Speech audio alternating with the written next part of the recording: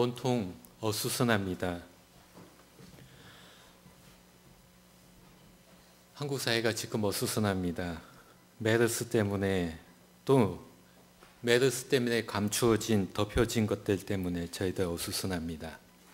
이 어수선함 속에도 하나님이 여러분을 지켜주시고 하나님이 여러분의 발길을 인도해 주신다는 것을 믿는 여러분이 되었으면 합니다. 지난주 저는 여러분에게 성령의 주된 기능은 우리를 돕는 데 있다라는 말씀을 드렸습니다. 그래서 성령을 도우시는 하나님 이렇게 표현을 했습니다. 도우시는 하나님께서 저희들을 지역 주민을 제자로 삼아야 된다라는 내용을 전했습니다. 하지만은 저희들이 지역 주민들에게 복음을 전파하지 못하는 이유는 우리가 무엇을 믿느냐 하는 문제 때문이다 전했습니다. 오히려 우리들이 어떻게 사느냐 하는 관점에서 복음을 전하게 될 때 지역 주민들에게 쉽게 복음을 전할 수 있다라는 말을 했습니다. 기억하시죠? 저도 기억 안 될 때 있습니다. 여러분이 누구신지.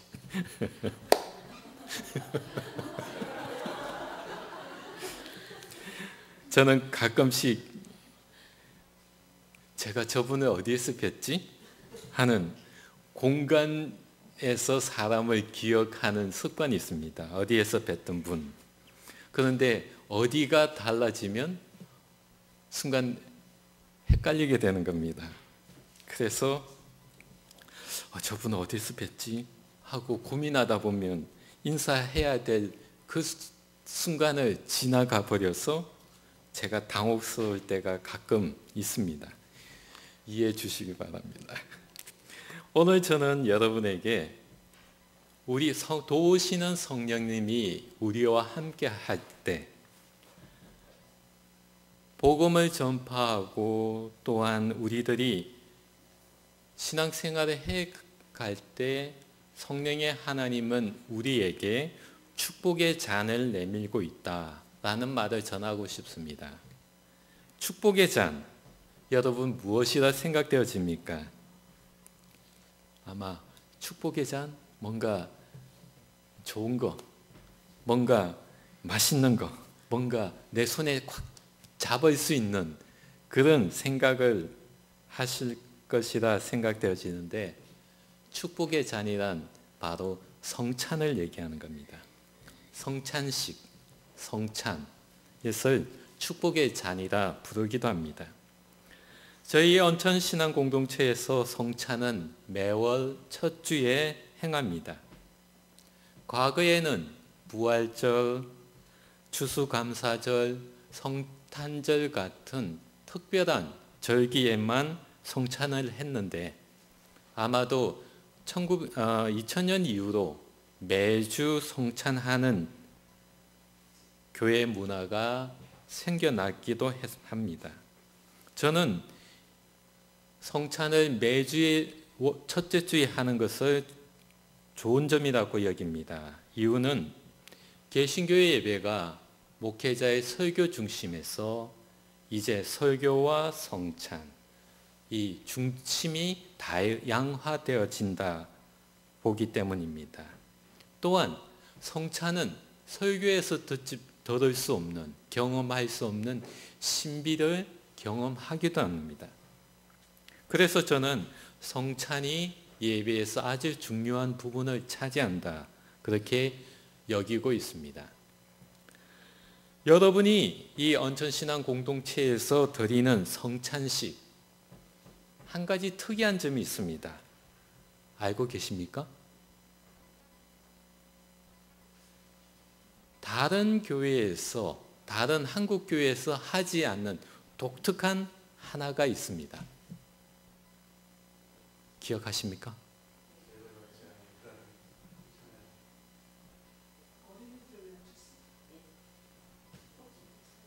축복기도, 안수식입니다.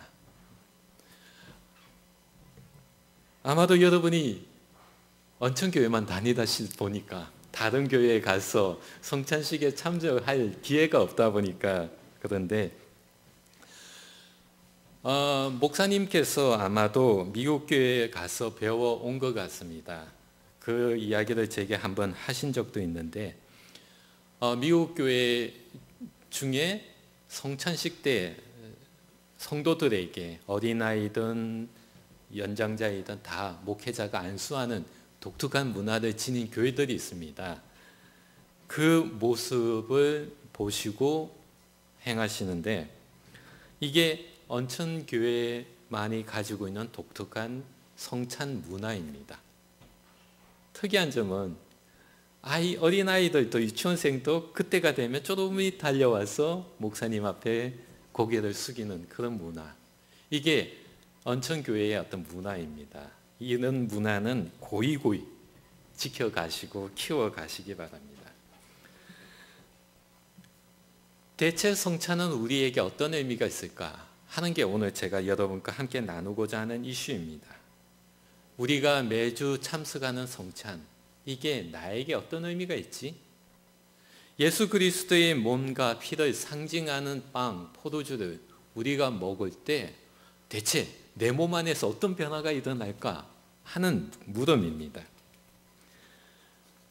보편적인 의미에서 성찬식은 예수님께서 제자들과 마지막 식탁, 마지막 만찬을 건거하고 있습니다.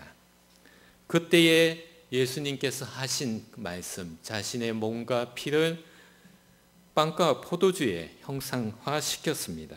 그래서 이 성찬식에 참여할 때마다 식탁에 놓여진 빵이나 포도주는 우리가 집에서 또는 다른 곳에서 먹는, 마시는 빵이나 포도주와 다르다고 여기고 있습니다.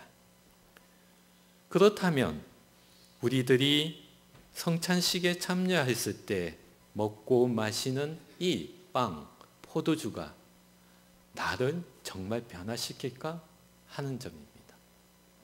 이게 우리가 성찬에 참여하는 이유이기도 합니다. 즉 성찬식에 참여해서 우리가 먹고 마시는 빵, 포도주가 그냥 물질적인 의미에서 빵, 포도주가 아니라 예수 그리스도의 몸, 피로 나에게 들어오면 내가 변화된다고 믿는 겁니다. 이게 우리가 성찬에 참석하는 이유입니다. 그것을 오늘 저는 여러분에게 전하고자 합니다. 하나님의 백성들이 동물의 희생을 통해서 자신들의 부정한 것 죄를 씻고자 했습니다. 동물의 희생 제사를 통해서 하나님을 경배하려고 했던 것이 구약의 전통입니다. 그러나 예수 그리스도의 오심으로 인해서 사람들이 드리는 희생 제사는 더 이상 필요 없게 되었다는 것을 여러분은 잘 알고 있습니다. 즉 하나님으로부터 용서받는 방식이 새로워졌다는 겁니다. 즉 예수 그리스도의 십자가의 죽음으로 인하여 우리들은 더 이상 동물의 희생을 통한 죄 씻음이 아니라 예수 그리스도로 인하여 죄 씻음을 받게 됐고 하나님과 새로운 관계를 형성했다는 것이 이 성찬의 의미이기도 합니다. 이런 무덤 속에서 우리가 묻게 되는 것이 이겁니다. 왜 예수님은 이 땅에 오셨을까 하는 무덤입니다. 당연히 우리들이 알고 있는 대답입니다. 그러나 이 성찬의 맥락에서 한번 생각해 보려고 합니다. 그리스도의 사역은 동물의 희생으로 인간의 죄를 씻기에는 더 이상 효과가 없다는 것을 천명한 겁니다. 즉 동물의 희생 제사로 인간의 잘못, 죄를 씻을 수 있다라는 것이 더 이상 효과가 없다는 겁니다. 왜 그렇게 되었느냐 하는 겁니다. 동물의 희생에 의한 희생 제사는 인간의 행위에 관련되어 있습니다. 만일 제나 여러분이 율법을 1.1핵이라도 잘 지켜간다면 동물의 희생제사는 필요가 없습니다. 이게 기본적인 이 희생제사에 대한 이해입니다. 내가 율법을 잘 지키면 나는 희생제사를 드리지 않아도 된다는 겁니다. 그런데 문제는 이겁니다. 내가 율법을 잘 지키려고 했는데 애매모호한 상황들이 생겨난다는 겁니다. 이런 갈등들이 율법을 지키는 과정에서 나오게 되는 겁니다. 그런 모호한 상황에 대해서 더 규칙을 세워놓은 것이 이게 율법입니다. 그런 과정 속을 거치면서 하나의 결론에 도달하게 되는데 율법으로는 지킬 수 없다는 겁니다. 인간이 율법을 하나하나 다 10가지, 10,000가지 지킬 수 없게 되었으니까 그것에 대한 율법을 지키지 못한 면죄부가 필요하게 되었습니다. 그게 바로 희생제사입니다. 그래서 사람들은 율법을 지키지 못하는 그 면죄부로 희생제사를 만들어 놓았습니다. 그래서 내가 하나님 앞에 죄를 지었을 때 희생제사를 통해서 내가 씻김을 받았다라고 하는 마음가짐을 갖게 되었습니다. 그런데 문제가 생겼습니다. 희생제사를 드릴 때 사용되는 동물, 그거는 내 소유가 아니라는 겁니다. 즉 다른 사람의 소유입니다. 즉 다른 사람의 소유이기 때문에 그것을 돈으로 또는 물물교환으로 그것을 구입을 해야 된다는 겁니다. 그런데 만일 내가 돈이 없는 사람이라면 어떻게 됩니까? 아주 작은 죄라 하더라도 희생제사로 사용되어질 동물을 살 수 없기 때문에 나는 죄인으로 평생 살아가야 된다는 문제가 생긴 겁니다. 반대로 내가 크나큰 죄를 지어도 나는 돈이 있기 때문에 면죄부를 희생제사를 드리면 나의 죄는 씻겨진다는 문제가 생겼습니다. 요즘 말로 한다면 유전무죄, 무전유죄가 되는 겁니다. 이런 문제가 발생하게 되었습니다. 즉 동물에 의한 희생제사는 돈이 있으면 죄를 씻을 수 있고 돈이 없으면 죄를 씻지 못하는 사회 문제가 되어졌다는 겁니다. 따라서 동물의 희생제사를 드리지 못한 사람들은 평생 사회적 제약을 받고 살아갈 수밖에 없었다는 겁니다.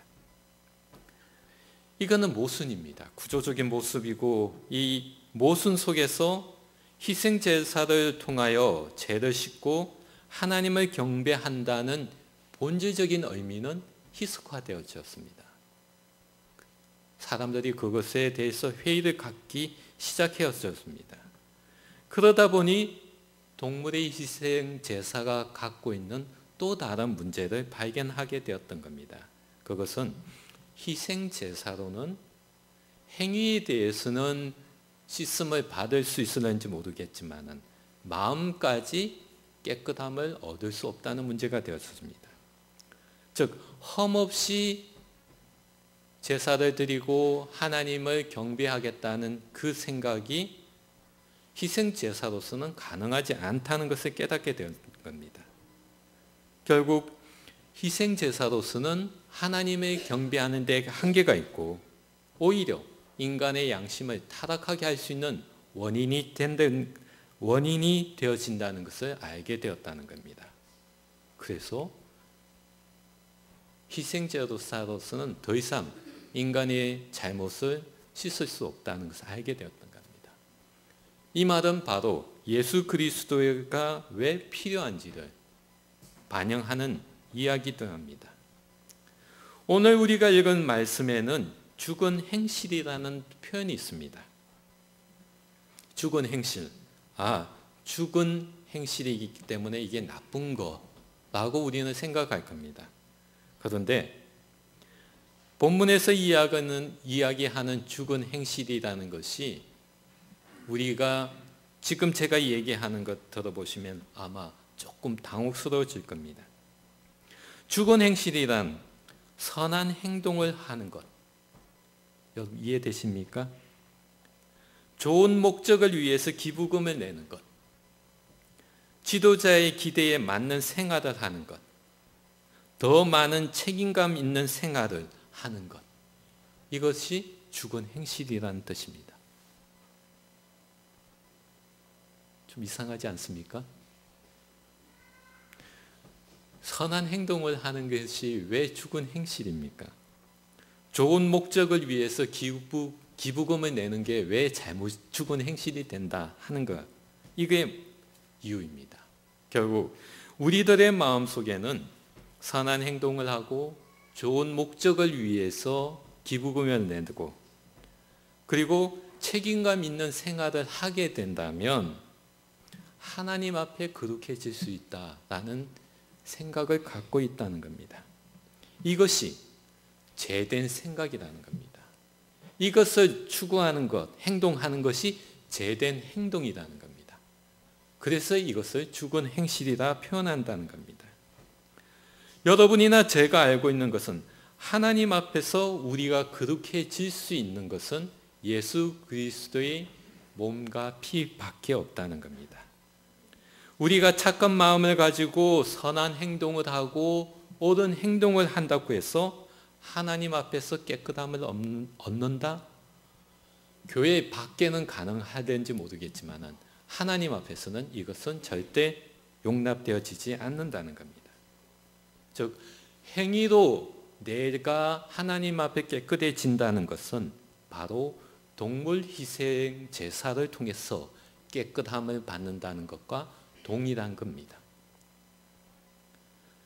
죽은 행실은 하나님의 은혜를 부정하는 행위이고 또 한편으로 우리 문화 속에서 인간의 성공을 향해 살아가고자 하는 방법이기도 합니다. 우리들의 문화는 인간의 노력에 의한 개인적인 업적을 중요하게 여깁니다. 재정적인 안정이나 건강한 육체, 훌륭한 몸매, 다른 사람으로 존경받는 것, 이것은 좋은 것이라고 평가합니다. 그리고 이런 평가를 받는 사람이 성공한 사람이라고 이야기합니다. 그러나 성경에서는 이런 사람을 성공한 사람이라고 말하지 않는다는 겁니다.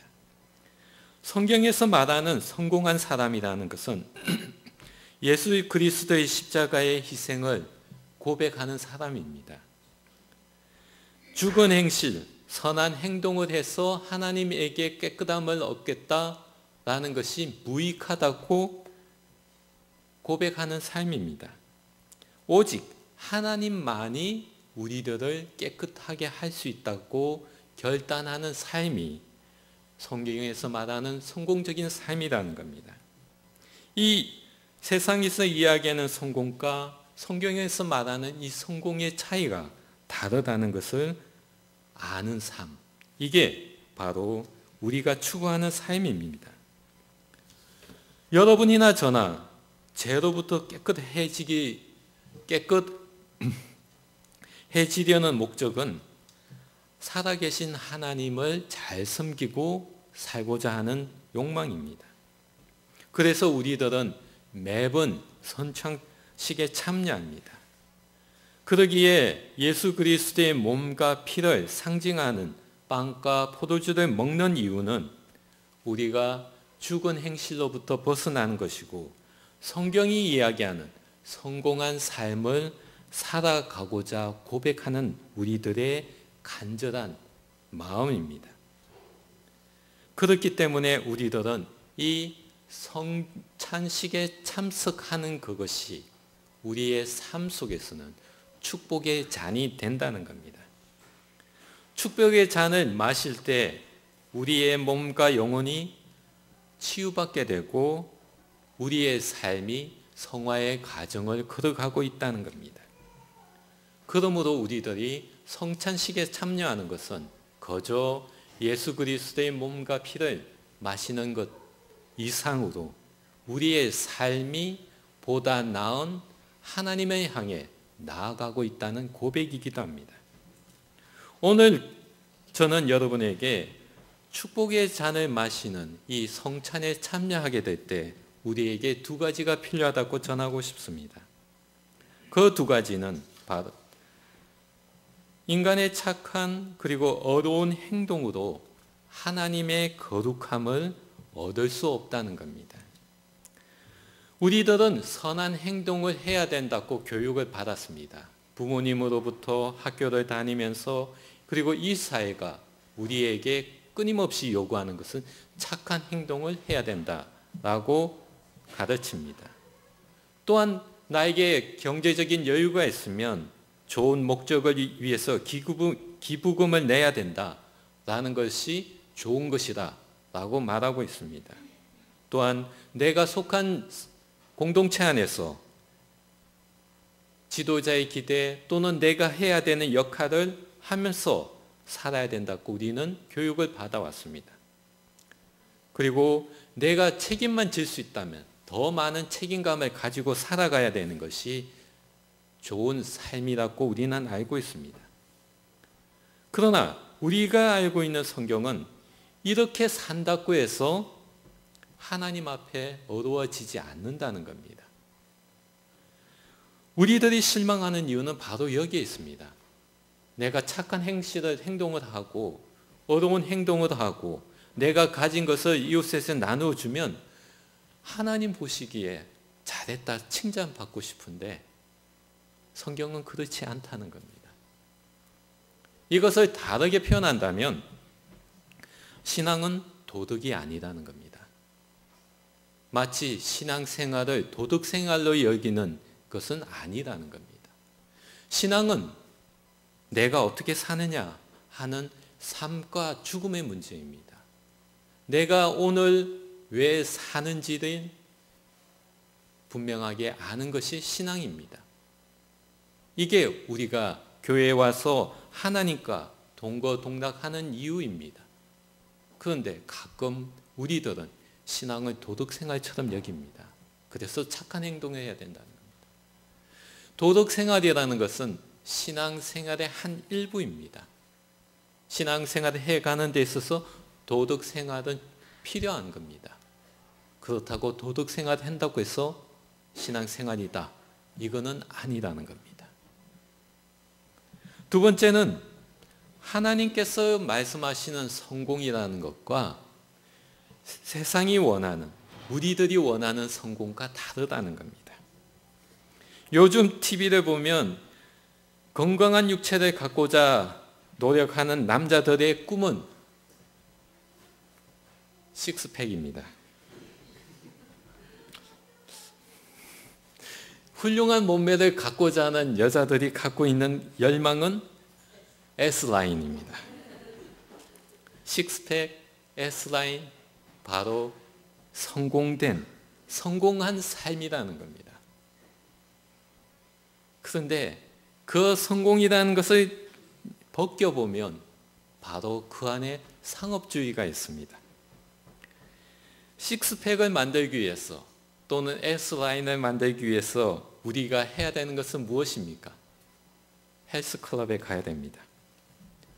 만일 그것으로도 부족하면 성형수술을 해야 됩니다. 이 말, 즉 돈이 있어야 식스팩도 되고 S라인도 된다는 겁니다. 그런데 성경이 전하는 성공은 다르다는 겁니다. 예수 그리스도의 죽음, 십자가에서의 죽음이 무로 인하여 우리의 삶이 하나님 앞에 깨끗함을 얻었다. 이거 고백하는 거라는 겁니다. 이거는 식스팩이나 S라인하고 전혀 상관없는 문제입니다. 우리가 성경에서 이야기하는 성공의 개념이 뭐냐 하는 것입니다. 이런 두 가지 문제.